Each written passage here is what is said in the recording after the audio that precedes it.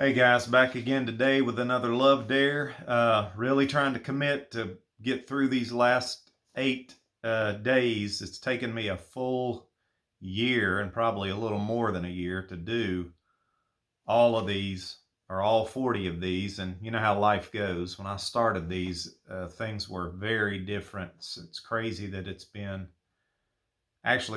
more than a year and a half than when I started these things. But life can be difficult. I've had a very difficult year and a half, lots of things going up and down and all around. And so it just turned out to take me this long. So I've had people comment about, where's the rest of where's all 40? Well, I'm really committing myself to get these things done.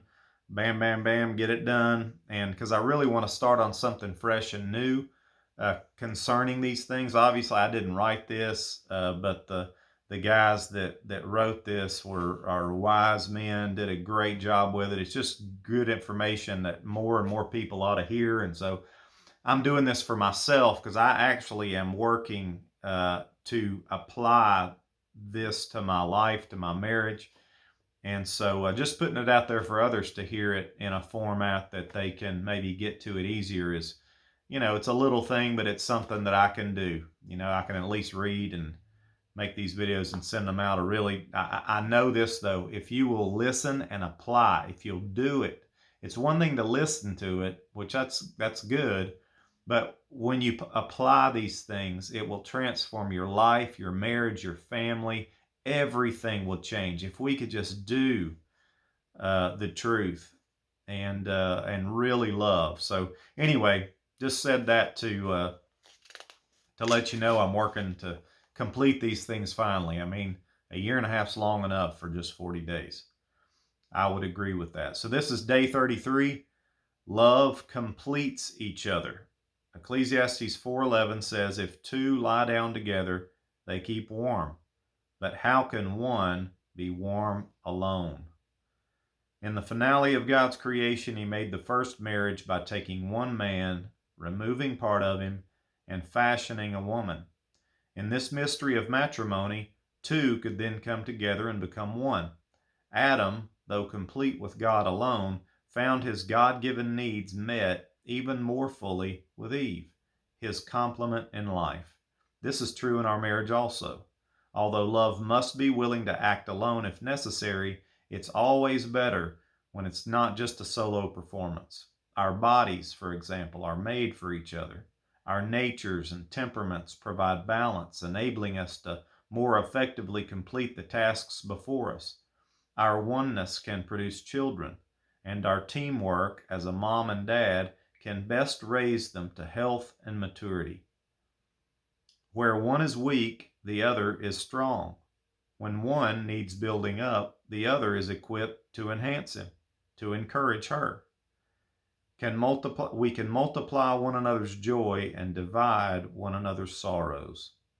Two are better than one, the scripture wisely say, because they have a good return for their labor. For if either of them falls, the one will lift up his companion. But woe to the one who falls when there is not another to lift him up. That's Ecclesiastes 4:9 through 11. Your two hands don't just coexist together, they multiply the effectiveness of the other. And to continue succeeding at this level, each is not complete without the other. The Lord knew before you were born that you would one day marry your mate. And in his design of your gender differences, personalities, birth order, family origin, and uniqueness, he intentionally created needs in both of you that the other would be exclusively designed to meet. Although these differences can frequently be the source of misunderstanding and conflict, they've been created by God to be ongoing blessings if we respect them. One of you may be better at cooking, while the other's better at cleaning the dishes. She may be more gentle and able to keep peace among family members, while he might handle confrontation and discipline more effectively.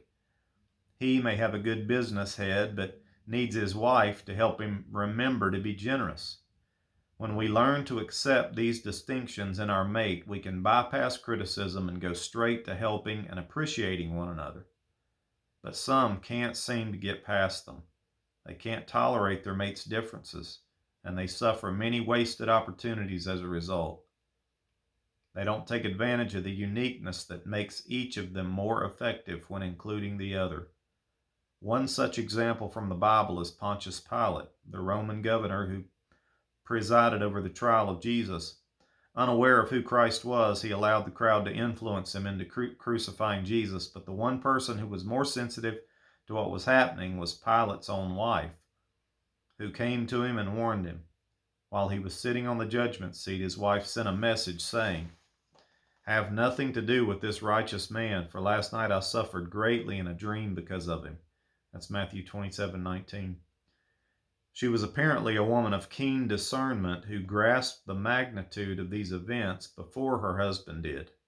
Granted, God's sovereignty was at work, and nothing would have kept his son from going to the cross for us. But Pilate's dismissal of his wife's intuition reveals an unfortunate side of man's nature that's often downplayed. God made wives to complete their husbands. He gives them insight that in many cases is kept from their men. If this discernment is ignored, it is usually to the detriment of the man making the decision. I want to stop there and make a comment that as I've grown up and the older I get, the men that I listen to, that I admire, who are successful, influential, impactful, godly men, they always comment about the precious gift that their wives are to them in terms of this right here, that their wives have insights about situations and things that they're going through that have literally saved them, and that they're just this treasure to them. It's just like God gives you this gift in the form of a person with the potential to speak his words into situations that are an incredible blessing. And so again, that's the power of a marriage that is operating in its proper honor and understanding of one another and our differences. But I've just noticed through the years that the men that I respect and look up to the most comment so often on what their wives do for their lives on a consistent basis. And so that's the way that it ought to be. And more in my life, I just see in my wife, she's so good at so many things. She's so good she's good at things that I'm not good at, and she's good at a lot of things because I'm not good at a lot of things. And she just is like this compliment to me that is it's just a gift, and it ought to be treated as a gift. And I don't always do that. I'm working on really treating the people in my life as a true gift. That's where this love is so important. We get loved by God. We're able to love those around us that need it, that should get it, and we're able to be grateful for them and share that with them, and so forth and so on. I'm getting off track here, so let's get back. When God looked at Adam and said, "I will make a helper suitable for him," in Genesis 2:18, the Creator knew what he was doing. He knew that men need help. They try to function alone, but consistently fall short. So a wife's title as helper to her husband is a high compliment, not a second-class label in any way, or in any way a criticism. In fact, God himself is referred to as our helper. Jesus called the Holy Spirit a helper. A husband who has a wife willing to help him fulfill God's assignments for his life has a priceless treasure. Let me stop there and just talk about that word in the Hebrew, helper, that's found in Genesis concerning the woman. A lot of times we take that word helper and we put it through our modern lens and understanding of what that word is, and that really messes that word up.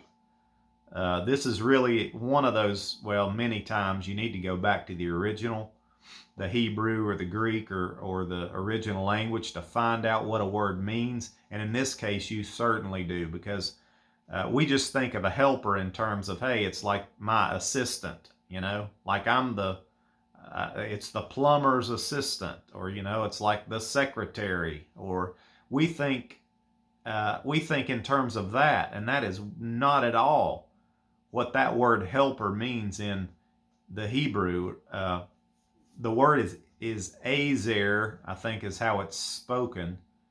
Ezer.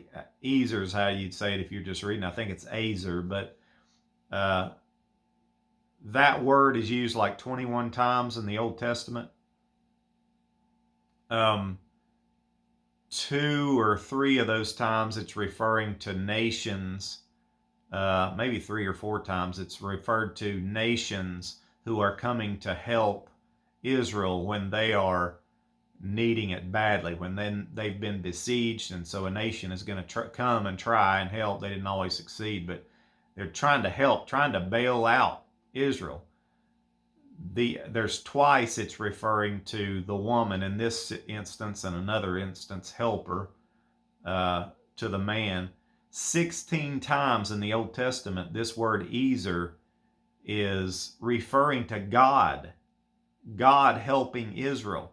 And we know that God isn't subservient to Israel.